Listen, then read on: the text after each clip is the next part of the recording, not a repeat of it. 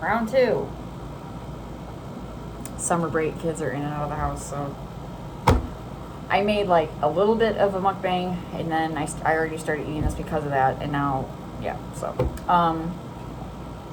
Having an ice cold grape Waterloo. I'm actually starting to get attached to those. I've never, ever, ever liked sparkling water. Like, my mom used to buy these all the time. She usually bought the LaCroix. I did not like them at all. I was like, Mom, these are disgusting. And I just never got into them. And I don't know if it's because I'm getting older, like I'm going into my 40s, but now I'm like, that'd be good. Like, it's fresh, it's refreshing. I love it. I love the taste of it. The grape one's really good. Anyways, and then I'm having chicken parmigiano, which you know what that is, chicken patty with spaghetti. Anyways, what I was trying to say before my video got cut off by Walmart, because I had Walmart delivery come, I wanted to make this video not only because I need to make my mukbangs, but also because I had a little life update that I wanted to talk about. And so yeah. So anyways, let's do this again. Last Sunday, I ended up in the hospital. Saturday night, I came home from work, and around midnight, I woke up in the middle of the night, check on my son, like I always do. I went to go lay back down, and my right side just started throbbing, like right by my hip, area, like right by my ovary area. It felt like something was blowing up inside, and it was just in a lot of pain, like really bad. So I tried to like roll over my left side, and I thought it would help, and it did not. So I thought I had to go to the bathroom. So I tried to go in the bathroom, nothing's happening. And now I'm starting to get scared. I'm starting to get freaked out. I'm like, okay, I'm pretty sure my period's not due for another week. This is not my period. I'm not ovulating. I'm in my PMS phase. I'm like, what the hell's going on? So now I'm starting to get freaked out, thinking it's my bowels, my stomach. Like, I'm thinking that Mexican food that I ate at lunchtime at work made me sick. Like, I thought I had food poisoning, like chronic food poisoning.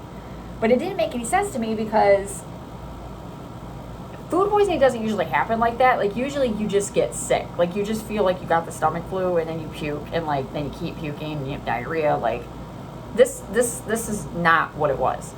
So nothing's happening. I'm still in pain. Basically, I'm on all fours on my bathroom floor at like 12:30 in the morning. I'm sweating. I'm in pain.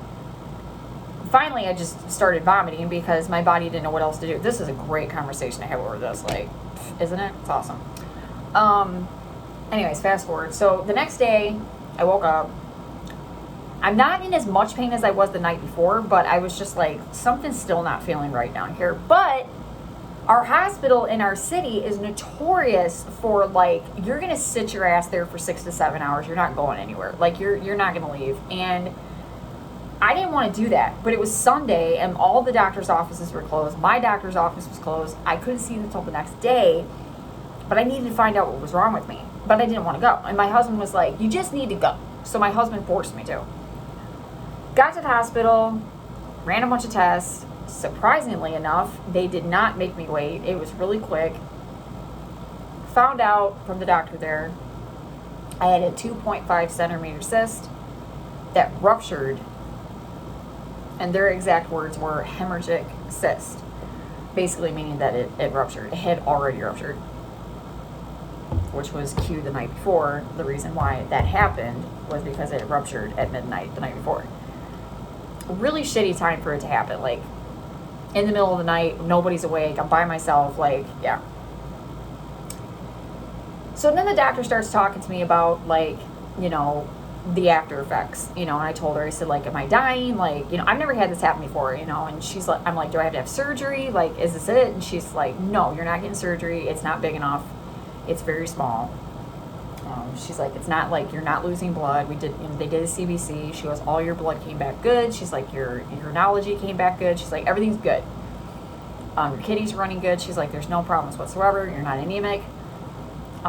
So she saw no cause for concern at all. And it was very common. She goes, it happens to women all the time. And it is. It's very, very, very unfortunately common for women to have ruptured cysts. She said the only thing really you can do for it is heat and over-the-counter, like Tylenol and ibuprofen. Meanwhile, I have to go to work the next day. Obviously, I wasn't going. So I was like, well, I'm still in pain. I'm on these meds. Like, I'm just not going to go. So I took the day off, and I told my job about it. And they were supposed to pass it along to the other managers that what had happened to me.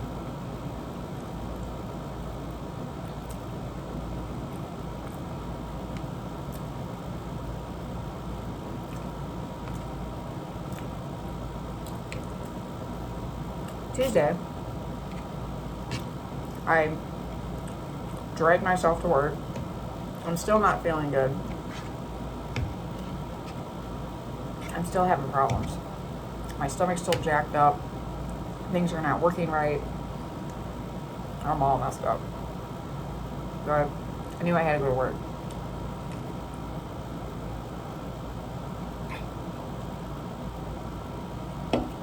I get there. Now, little to my knowledge, nobody told me that the big tops were going to be at our workplace, the owners. But nobody told me. I had no idea. I was just left in the dark. And so I ended up around noon. I started kind of getting woozy. And I was like, I really don't want to go home. But I'm like, I really need something just to nibble on to like make this feeling go away and get me through the break. So I called my manager over. The first thing I notice when I see my manager is she is not herself. And when I say she is not herself, she's not her. My manager was very, what's the word? She's a very, she has her own aesthetic. Me, the way I would describe her style, the best way that I can describe it is goth. Like, that's the way it looks to me. And maybe that's not what it is to her, but that's the way it looks to me. She had black hair, purple in it. She had, like, the big wing eyeliner, the gauged ears.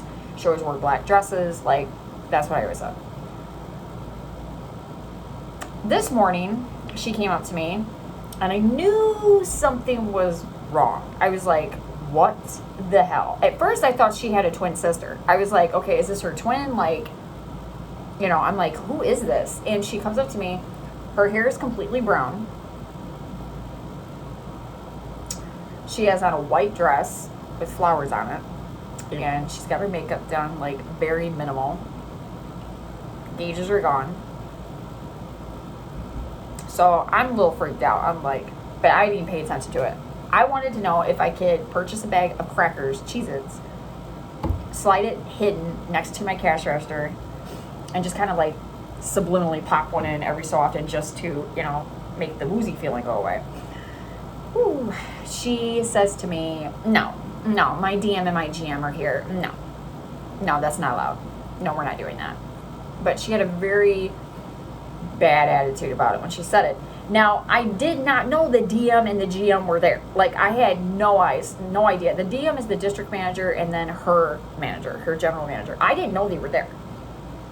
So if I would have known, I would have never asked her because I would have known automatically she's going to be mad. She's already ticked off. She's stressed out. I'm like, no. So my woozy feeling's starting to get stronger. I'm starting to feel a little weak. I'm just like, okay, this is not good. I can't stand here for 8 hours. I'm like, I can't go on break. I'm like, I can't go on break. I've only been here for an hour. I'm like, there's no way. So finally, my other manager comes up to me, and I told her, I said, I have to go home. I told her why. My GM, which is the one that changed and looked like a twin, she didn't know what had happened to me. She had no clue. Nobody passed anything to her. So I tried to explain it to her, but she didn't want to hear it. She was upset because I was leaving, but she didn't want to know why. She didn't want to have details. She just thought that I was just leaving to leave. At this point, I didn't really care. I was more concerned about myself. I didn't really care about what they were feeling or what they were going through. I really just wanted to go home because I knew I needed to rest. My body was like, we need to go.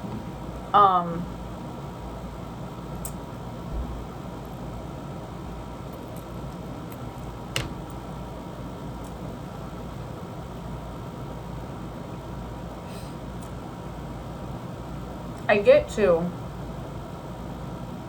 after I left there, I went to go eat to make it stop. Because if it wasn't, I was going to go back to the emergency room. But I ate, and it went away. So, that's all I needed. I just needed a little bit of food. Just to make me, because there was an ulterior, like, reason. It wasn't just, but she didn't want to hear it.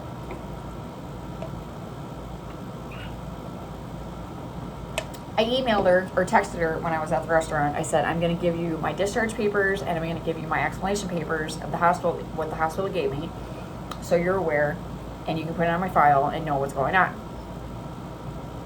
She texted me back rudely, we don't take hospital paperwork and we don't keep hospital paperwork on file, nor do we keep it for people that just want to have reasonable accommodation to eat at the cash register.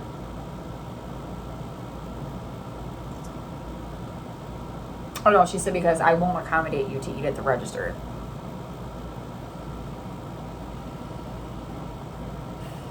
Now, I already knew in my heart the reason why she was acting like this. I knew that she was stressed out. I knew that she was having a bad day. I knew that, they were attacking her, because from what I had first heard when I first started working there was that they threatened to fire her. They said that, she was a bad manager and they gave her a really hard time about it. And so I knew that she was under a lot of stress. And so I knew, like, that wasn't the reason why. But needless to say, I didn't get paid enough over there. My paychecks were always less. I'm not even going to say it, but it was ridiculous. It was embarrassing. Getting paid every 2 weeks, standing for 8 to 9 hours on my feet.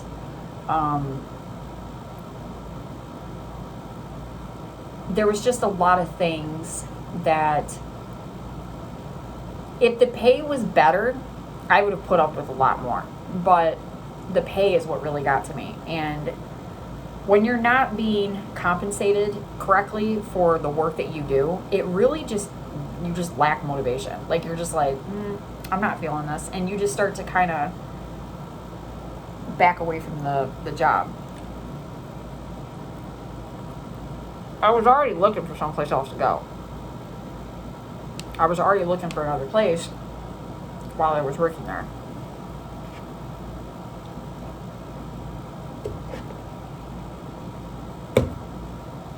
Needless to say, I ended up leaving. I quit, left.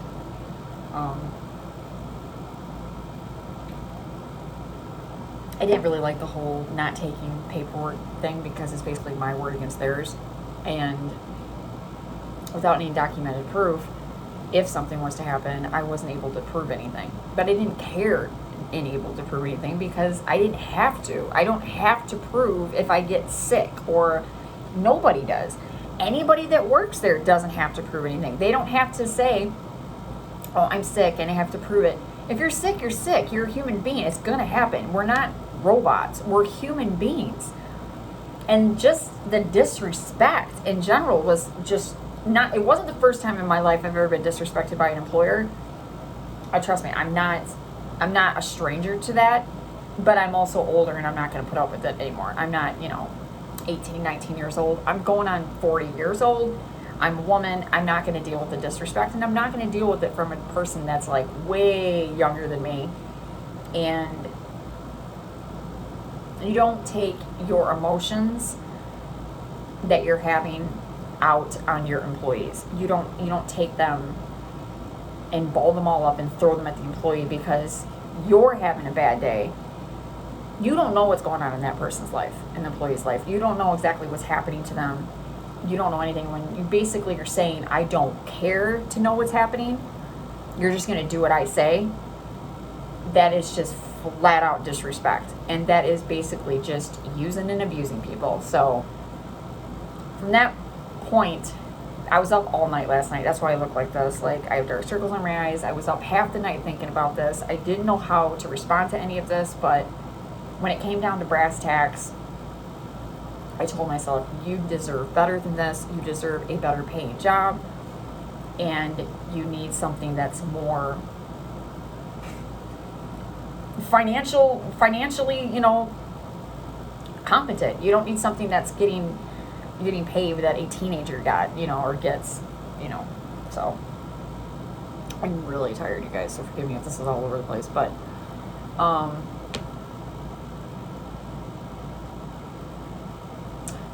so yeah, so basically I've had some health problems this past month. I lost my job, or I left my job, but I already have another job interview set up for next weekend. I'm keeping my fingers crossed that everything goes well with that. But as of right now, I'm not really concerned about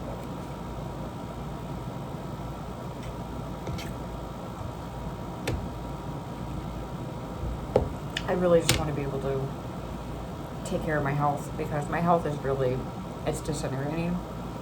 I'm on an antibiotic right now. I'm on stomach meds.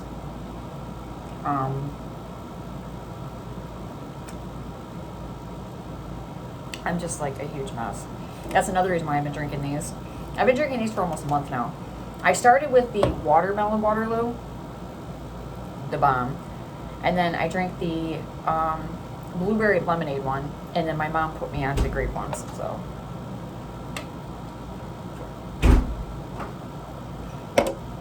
that's my 8-year-old. Anyway, guys, so that's basically what's been going on in my life. I don't know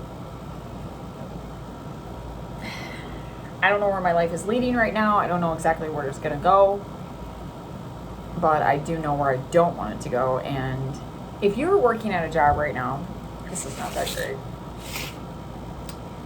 If you are working at a job right now where you are being underpaid, you're being mistreated on top of it,